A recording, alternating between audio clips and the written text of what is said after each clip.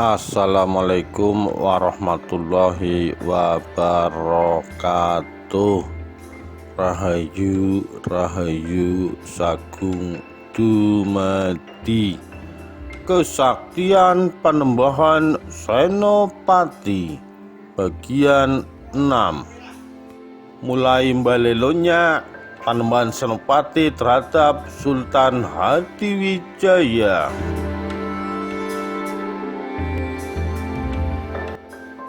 Setelah Ki Ageng Pemanahan wafat, maka Ki Jurumertani beserta anak-anak Ki Ageng Pemanahan pergi ke Pajang untuk menghadap Kanjeng Sultan Hadiwijaya. Ki Jurumertani memberitahukan perihal wafatnya Ki Ageng Pemanahan. Bagaikan mendengar 1000 petir di siang hari bolong, Kanjeng Sultan Hadiwijaya begitu kaget. "Kakang Pemanahan wafat, benarkah itu?" tanya Sultan Hadiwijaya kepada Ki Jurumertani. Ki Jurumertani hanya bisa menganggukkan kepalanya menjawab pertanyaan Kanjeng Sultan. Terbayang di mata Kanjeng Sultan Hadiwijaya ketika ia nyaris tertipu daya oleh Adipati Aryo Penangsang ketika bertemu di tempat Kanjeng Sunan Kudus. Ketika itu Aryo Penangsang nyaris menikam Sultan Hadiwijaya dengan keris yang dipinjamnya dari Sultan Hadiwijaya. Langsung saja Ki Ageng Pemanahan memberikan kode agar ia segera mengambil keris yang lain, sehingga ia tidak terperdaya oleh Aryo Penangsang. Terbayang pula Ki Ageng Pemanahan begitu setia pada Pajang dan menepati janji tidak akan melawan dan memberontak pada Pajang, dan selalu setia kepada Kanjeng Sultan Hadiwijaya. Dan tanpa terasa Kanjeng Sultan Hadiwijaya meneteskan air mata. Begitu dalam kesedihan dan kehilangan Kanjeng Sultan Hadiwijaya. Setelah hening beberapa lama, Ki Jurumertani pun berkata, "Kanjeng Sultan, sesuai wasiat dari Ki Ageng Pemanahan, Danang Sutawijaya telah ditunjuk sebagai pengganti Kakang Pemanahan. Apakah Kanjeng Sultan setuju dengan wasiat Kakang Pemanahan tersebut?" Sultan Hadiwijaya menghela nafas dan berkata, "Pilihan Kakang Pemanahan adalah tepat. Hanya anakkulah Sutawijaya yang paling pantas memimpin daerah Mataram." Selanjutnya Sultan Hadiwijaya berkata kepada Sutawijaya, "Anakku Sutawijaya, kuperkenankan bagimu untuk memimpin Mataram. Bangunlah Mataram, dan kuizinkan bagimu selama 1 tahun untuk tidak menghadapku untuk membangun Mataram. Namun setelah genap 1 tahun, engkau harus menghadapku." Demikianlah titah Kanjeng Sultan Hadiwijaya. Ki Jurumertani dan anak-anak Ki Ageng Pemanahan mohon pamit untuk kembali ke Mataram. Setelah mereka pulang, kembali terngiang di telinga Kanjeng Sultan Hadiwijaya tentang ramalan akan timbulnya matahari dari Mataram. Ia pun menyadari dengan meninggalnya Ki Ageng Pemanahan, maka sudah tidak ada jaminan lagi bahwa Mataram akan tunduk di bawah Pajang. Ingin rasanya ia mengempur Mataram dengan menugaskan Pangeran Benowo dengan Patih Mancanegara agar Mataram tidak menjadi ancaman di kemudian hari. Namun ia teringat pesan yang sangat diwanti-wanti oleh Sunan Giri. Jika ia mengempur Mataram, maka ia akan mendapatkan bala atau bencana.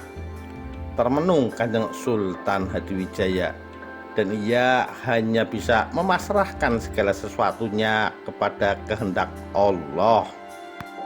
Mataram di bawah kepemimpinan Danang Sutawijaya melaksanakan pembangunan secara besar-besaran. Hukum benar-benar ditegakkan. Siapa yang salah diingatkan dan dihukum. Siapa yang berjasa diberi imbalan. Di bidang keamanan juga sangat diperhatikan.